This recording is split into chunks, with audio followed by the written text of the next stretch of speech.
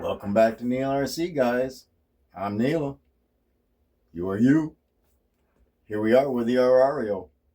The Rlaarlo. I'll get that word right sooner or later.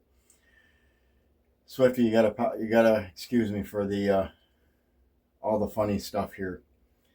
But yeah, this is the rally vehicle.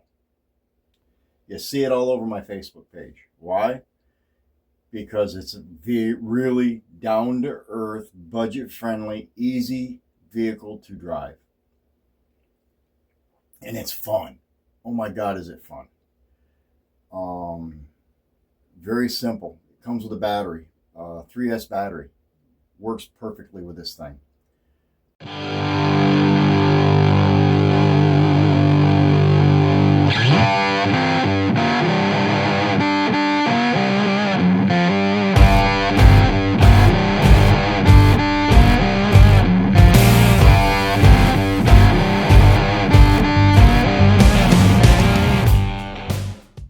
They do sell another 3S battery, but it's considered, hang on, I've got it here. I will tell you. That way I don't have to make the mistake. Okay. There you go. This is what it comes with, a 2200 mAh battery. Okay. It is a 3-cell, 3S LiPo cell, 2200 mAh battery. It fit in its stock place absolutely fine. Not a problem with it. I was trying to get a little longer runtime out of it. So I looked Rlaarlo up. I went through their description, and they said that they made another 3S. And as you can see here, I will put this, hopefully it'll focus. It's a 4400. It's literally double the size of the one that it came with. Okay, 3S. It is 11.1 volts, 35C, sustained, 6-cell with an XT60 connector. Yeah, I haven't even changed the connectors in this. Have no reason to. Imagine that. This is the first vehicle that I've had, and I've had this now for, it's going on a year. Not quite. It's probably like 7 months, 8 months now. And I have ran the dog out of this. Okay, and let me show you what I'm talking about. It's got the one little front clip here in the front, as you all know. I'm going to tip this up because right here underneath the back sides, there's two little Y-shaped things that you got to swing from here to here to make it go out. And that's that. And then there's that one front pin here in the front. And that releases that. And then you just pop this up. And yes, I still have it on the hinges. I sure do.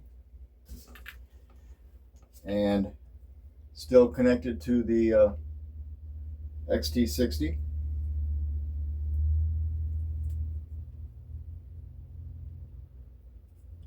And I have room for the bigger battery. The bigger battery does sit in there. But as I have found out, by using the bigger battery, it puts a lot more weight on this side of the vehicle. It changes the handling and the balance of the vehicle. So I've kept myself running this down here. Okay? And I'll lay this flat right down here inside the pack, inside the battery holder. Just like that there. Put the battery straps around it and run it. It does, and it did come with a fan for the motor. It does have a fan for the ESC and a really big heat sink. All the wiring stayed the same. The only thing that changed is that we put a lap counter on this one for my laps, because we do run this on the track out there. Tires are in really decent shape yet. Not had any issues with them at all. They got plenty of foam. There's a real piece of thick, heavy duty foam sitting up here in the front. Crash protector. Okay. Everything stayed the same. I haven't even changed the servo. I haven't changed the motor. I haven't changed the ESC. I have tried different batteries. I have tried buying different tires for it. For this particular version, you've got to use their tire. Why? Because of the hub and the inside of the diameter of the rims. They are just wide enough for those wheels to spin. I've got tires up here and tires here that I thought were going to fit on this. Don't do it. Don't waste your money. Just get a hold of Rlaarlo, go to their website, order yourself another set of tires, and get them from them. That solves this whole problem. Now I hear through lanes of talk that I've seen on Facebook, and take it with a grain of salt, that their newest one allows you to use other people's tires. And now if that's the case, Rlaarlo made a good change. With me, I have one thing to say to Rlaarlo, and I don't know how to put it to them and place it in the way I have. Like I said, I have not had to replace anything on this car yet. But there is something here that I am a little concerned about. The heat sink on the ESC.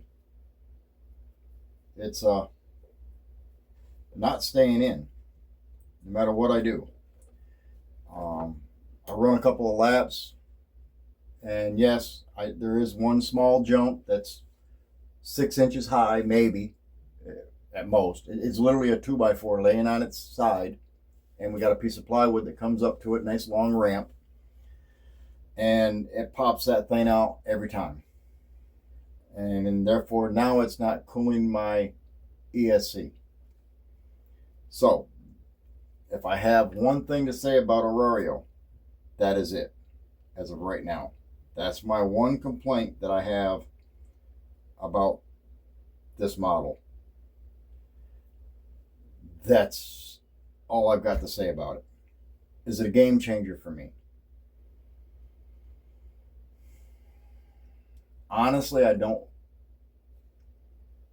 The 2200 mAh battery that they send with the vehicle gives you about between 10 and 15 minutes, depending on how you run it.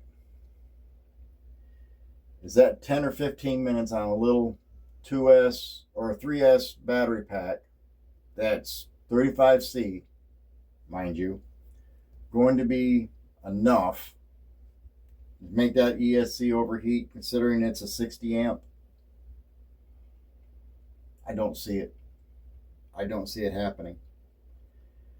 I wish I could find some stuff that they put on the bottom of these so that I can reattach it, clean the surfaces off on both sides with alcohol, and then reattach it with some new stuff is what I'm hoping for.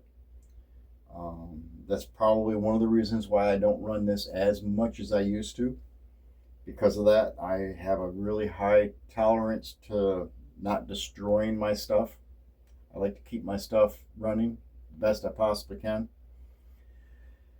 I have not reached out to them about this yet. This is the first video that even mentions that problem. Probably the first channel that even mentions that they even had a problem with their ESC. So think about that for a second. All the lights work. The little exhaust pipe light works, looks cool at night. I will say that. It looks really cool. But when I mean drift, this vehicle right here, I swear, does stuff on pavement and cement, dry cement, that most vehicles would struggle at. I have nothing to say bad about this other than that problem right there with the ESC. Now, that I've said that, I am going to tell you this. Probably not all of these cars have that problem. I may be one out of 50,000 vehicles that they've sold that has that one problem. I wouldn't doubt that a bit. Okay? Is it worrisome enough to be considered a problem? No, not for me. Because all it takes for me is I could find some hot glue, drop some hot glue in it after I clean both sides off, squirt some hot glue in there, squish that thing back down in there, and my problem's solved. Is it going to transfer heat? Because that's heat transfer tape that's on the bottom of that ESC heat sink. No, probably not. Not going to make enough heat transfer, and if it does, it's probably going to melt the hot glue before it does that. Is the ESC sealed? I haven't found any problems with it yet. And yes, I have ran this thing through an accidental mud puddle or water hole on the track that I was missing, and it slid, we'll say. Wasn't bad. Took it in, hosed it right off, air dried it, towel dried it, the whole 9 yards. Never stopped working. The lights never even flickered. Stayed running, even on the other side of the little water puddle that it was. Puddle jumper, you know. The rear wing works. It's there for a purpose. I lift it on. I've seen what this thing does on a very dusty cement covered driveway. And as you've seen, I had the fenders that a buddy of mine, Screaming Beagle, he printed for me. He printed him one, me one, and his son a set while he had the printer going. And I haven't had a chance to try that out yet on this. I will have to try that out, seeing how we got some nice weather. I'll probably go off to one of the parking lots that are fairly open and take this out and see how it holds up with the fenders on it now. Now, my next thing is, you've been hearing me talk a lot about radio link. Well, Rlaarlo has come up with a radio that is fairly easily ran with one hand. I don't do a lot of this because I like this touch. I can adjust. I'm used to driving this way. And with my finger on the trigger kind of thing, I can really feel my inputs on this a lot easier. The way this radio works, and for the range that it has, I'm not complaining. I haven't had a reason to change it yet, so therefore it's staying with the rig. It does have a very positive click both ways for on and off. Shows a little blue light when it's on. You press and hold it for about 2 seconds, and the light and the remote kicks off, and it beeps to let you know that it's kicked off. It has all the throttle trims, steering trim, and it also has the gyro, which is mine is like kicked off to like less than 1. I mean, it's down there. I don't have mine cranked up. I like mine right around 1 because I'm not that bad of a driver. I can actually drive a little bit, as we've all seen. As far as batteries go, I have the Ovonic 500 mAh. It is a 3S battery pack that's in there right now with the red plug that plugs into the unit. Works great. I love them. I love that Rlaarlo has allowed us to use lithium ion packs, or lipo packs, I should say, in these remotes. I have not had to charge that battery since I've owned the vehicle. it's still 88%. I checked it here the other day when I brought the vehicle home. So that tells you anything and how little bit of current this actually draws. It does have a place for a hook, for a lanyard, for your remote, so that you can actually set it down on your chest. Lord knows I've got a few of them around here. So that's not a big deal there. It does have your channel 3 and 4 up here for turning on and off your lights and whatnot. I just leave mine on. I like the look, to be honest with you. There are some people out there that say, that just ruined it for me. Well, then you can shut them off and not worry about turning them on. That's the part of having the on and off switch. Okay? And if you're that unhappy with the lights, you can always just unplug them. That solves that problem too, because they are easy to get to. But everything else with this, I have no complaints. The tires grip, they grip well, but they also allow you to slide. They will leave rubber marks. I have on concrete floors. I have left tire 11 marks down and up and down concrete with this rig on just a little 2200 mile battery. So yeah, that was pretty good. And yes, as you can see, my wife's got her sticker on it. I put it on there myself. So yeah, I haven't got anybody else's stickers on this. Why? Because I haven't found anybody yet that wants to have their stickers put on it yet. So my wife's the first one. She's the one that said, yeah, go ahead and get it. You want it? I'll let you buy it. So she was the first sticker. It goes right on the hood. I was thinking about putting her over here in the passenger side of the vehicle. I was like, nah, that's a little cheesy. So I just put her on the hood. So anyway, thanks again for stopping by Neil RC. We are almost 20 minutes long on this video. We're going to let you guys go. Thanks for coming back and checking out the Rlaarlo. You've heard the good, the bad, the ugly, the really awesome stuff. I've got videos on my channel of this car running against other bigger rigs. Go check it out. They're really comical. And just how well this little bugger does do. And it's still stock gearing. I still haven't put the speed pinion in this. Haven't had the need to. So go check them out. Thanks again for stopping by. This is Neil RC signing out.